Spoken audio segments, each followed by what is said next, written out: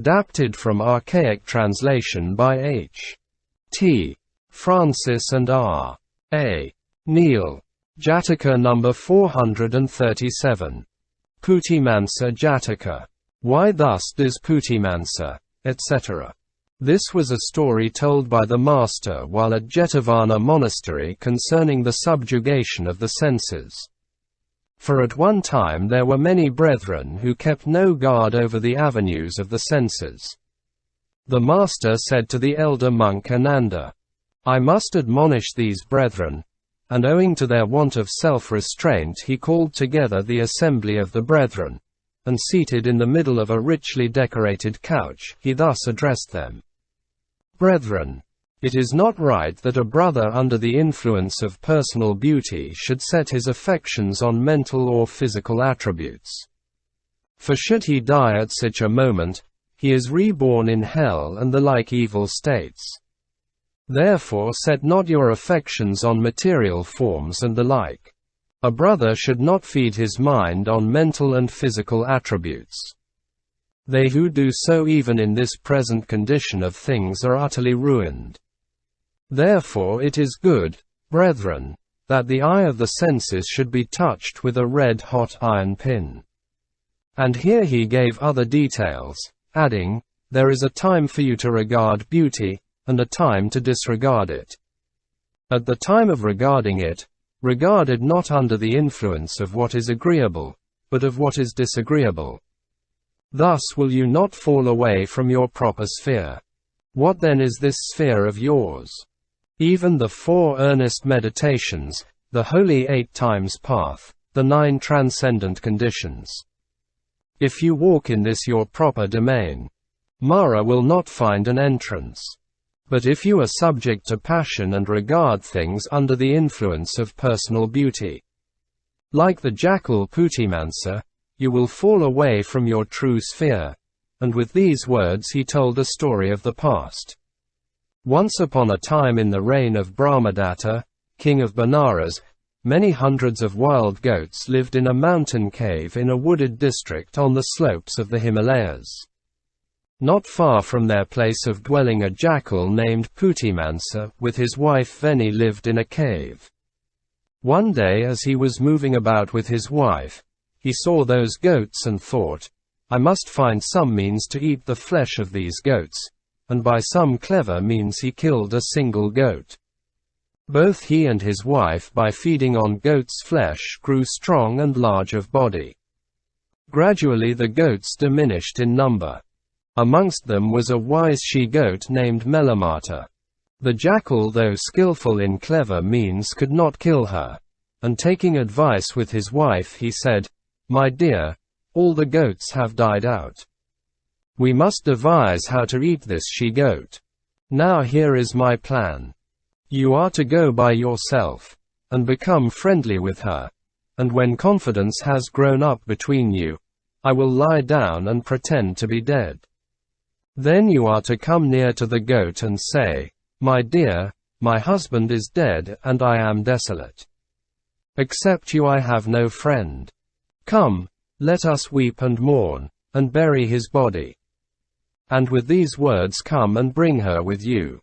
Then I will spring up and kill her by a bite in the neck.'" She readily agreed, and after making friends with the goat, when confidence was established, she addressed her in the words suggested by her husband.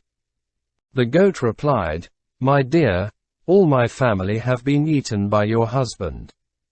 I am afraid. I cannot come. Do not be afraid.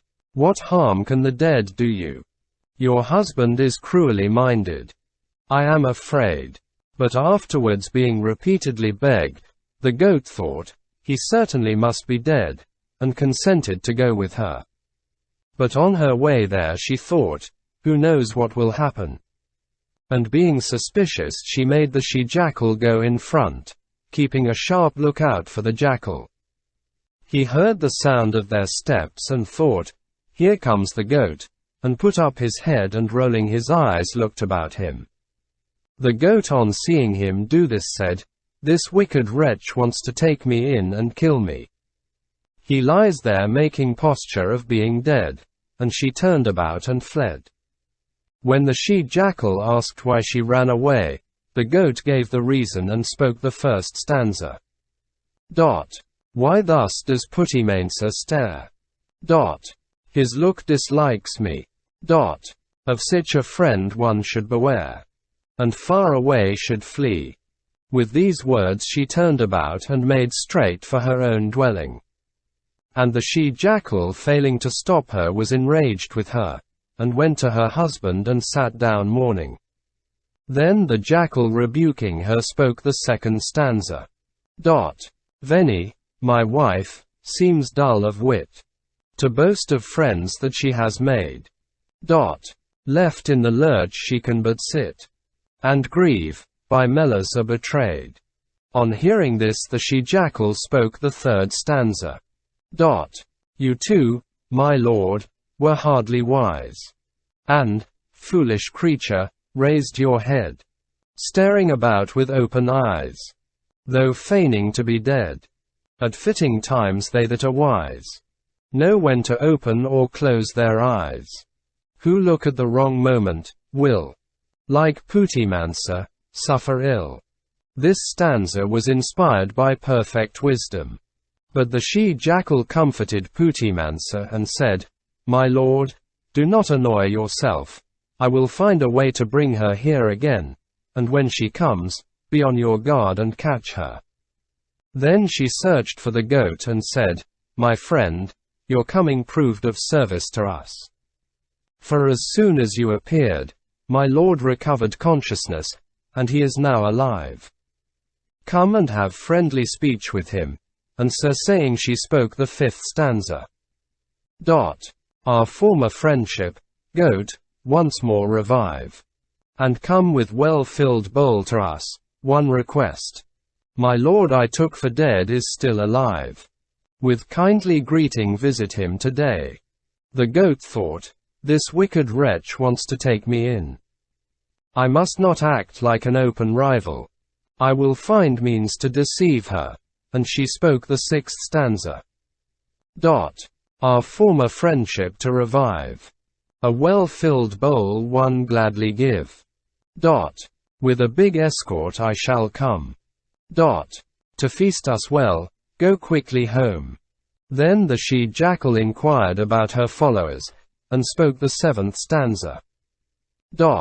What kind of escort will you bring? That I am told to feast you well. The names of all remembering. To us, I request you to, truly tell. The goat spoke the eighth stanza and said. Hounds grey and tan, four-eyed 1-2. With jambuk form my escort true. Go hurry home, and quick prepare. For all abundance of good food. Each of these, she added, is accompanied by 500 dogs. Sir, I shall appear with a guard of 2,000 dogs. If they should not find food, they will kill and eat you and your mate. On hearing this the she-jackal was so frightened that she thought, I have had quite enough of her coming to us. I will find means to stop her from coming, and she spoke the ninth stanza. Don't leave your house, or else I fear your goods will all soon disappear. I'll take your greeting to my lord. Don't stir. No, not another word. With these words she ran in great haste, as for her life, and taking her lord with her, fled away. And they never dared to come back to that spot. The master here ended his lesson and identified the birth. In those days I was the divinity that lived there in an old forest tree. Source. Adapted from archaic translation by H. T. Francis and R. A. Neal. Jataka number 438. Titira Jataka. Your harmless offspring, etc. This story the master, while living at Vulture Peak, told concerning the going about of Devadatta to kill him. It was at this time that they started a discussion in the Hall of Truth, saying, Alas! Sirs, how shameless and lowly was Devadatta! Joining himself to Ajatashatru, he formed a plot to kill the excellent and supreme Buddha, by the bribing of archers, the hurling of a rock, and the letting loose of Nalagiri. The master came and inquired of the brethren what they were discussing in their assembly. And on being told what it was said, not only now, but formerly too, Devadatta went about to kill me, but now he cannot so much as frighten me, and he told an old world legend. Once upon a time in the reign of Brahmadatta, king of Benares, a world-renowned teacher at Benares gave instruction in science to 500 young Brahmins. One day he thought, so long as I dwell here, I meet with hindrances to the religious life, and my pupils are not perfected in their studies. I will retire into a forest home on the slopes of the Himalayas and carry on my teaching there. He told his pupils, and, asking them bring sesame, husked rice, oil, garments and such like, he went into the forest and building a hut of leaves took up his dwelling close by the highway. His pupils too each built a hut for himself. Their family sent rice and the like. And the natives of the country saying, a famous teacher, they say, is living in such and such a place in the forest, and giving lessons in science, brought presents of rice, and the foresters also offered their gifts, while a certain man gave a milking cow and a calf, to supply them with milk. Now a lizard along with her 2 young ones came to dwell in the hut of the teacher, and a lion and a tiger served to him. A partridge bird too constantly resided there, and from hearing their master teach sacred texts to his pupils, the partridge bird got to know 3 Vedas. And the young Brahmins became very friendly with the bird. In due course of time, before the youths had attained to proficiency in the sciences, their master died. His pupils had his body burnt, set up a stupa of sand over his ashes, and with weeping and crying decorated it with all manner of flowers. So the partridge bird asked them why they wept. Our master, they replied, has died while our studies are still incomplete. If this is so, do not be distressed. I will teach you science. How do you know it? I used to listen to your master, while he was teaching you, and got up 3 Vedas by heart. Then do you impart to us what you have learned by heart? The partridge bird said, well, listen, and he explained difficult points to them, as easily as one lets down a stream from a mountain height. The young Brahmins were highly delighted and acquired science from the learned partridge bird. And the bird stood in the place of the far-famed teacher, and gave lectures in science. The youths made him a golden cage and fastening an awning over it. They served him with honey and parched grain in a golden dish, and presenting him with many-colored flowers, they paid great honor to the bird. It was blazed abroad throughout all India that a partridge bird in a forest was instructing 500 young Brahmins in sacred texts. At that time men proclaimed a high festival. It was like a gathering together of the people on a mountain top. The parents of the youths sent a message for their sons to come and see the festival. They told the partridge bird, and entrusting the learned bird and all the hermitage to the care of the lizard, they left for their several cities. At that moment an ill-conditioned wicked ascetic wandering about here and there came to this spot. The lizard on seeing him entered into friendly talk with him, saying, in such and such a place you will find rice, oil and such like. Boil some rice and enjoy yourself. And so saying he went off in quest of his own food. Early in the morning the wretch boiled his rice, and killed and ate the 2 young lizards, making an elegant dish of them. At midday he killed and ate the learned partridge bird and the calf, and in the evening no sooner did he see the cow had come home than he killed her too and ate the flesh. Then he lay down grunting at the foot of a tree and fell asleep. In the evening the lizard came back and missing her young ones went about looking for them. A tree fairy observing the lizard all of a tremble because she could not find her young ones. By an exercise of divine power stood in the hollow of the trunk of the tree and said, "Cease trembling, lizard. Your young ones and the partridge bird and the calf and cow have been killed by this wicked fellow. Give him a bite in the neck, and so bring about his death." And thus talking with the lizard, the deity spoke the first stanza. Your harmless offspring he did eat, though you did rice in plenty give. Your teeth make in his flesh to meat, nor let the wretch escape alive. Then the lizard repeated 2 stanzas. Filth did his greedy soul, like nurse's garb, besmear. His person all is proof against my fangs, I fear. Flaws by the lowly ungrateful are everywhere sore. Not by the gift of worlds can he be satisfied. The lizard so saying thought, "This fellow will wake up and eat me," and to save her own life she fled. Now the lion and the tiger were on very friendly terms with the partridge bird. Sometimes they used to come and see the partridge bird, and sometimes the partridge bird went and taught the righteous path to them. Today the lion said to the tiger, "It is a long time since we saw the partridge bird. It must be 7 or 8 days. Go and bring back news of him." The tiger readily agreed, and he arrived at the place the very moment that the lizard had run away, and found the nasty wretch sleeping. In his matted locks were to be seen some feathers of the partridge bird, and close by appeared the bones of the cow and calf. King Tiger, seeing all this and missing the partridge bird from his golden cage, thought, "These creatures must have been killed by this wicked fellow," and he woke up him by a kick. At the sight of the tiger the man was terribly frightened. Then the tiger asked, "Did you kill and eat these creatures?" "I neither killed nor ate them." "Nasty wretch! If you did not kill them, tell me who else would. And if you do not tell me, you are a dead man."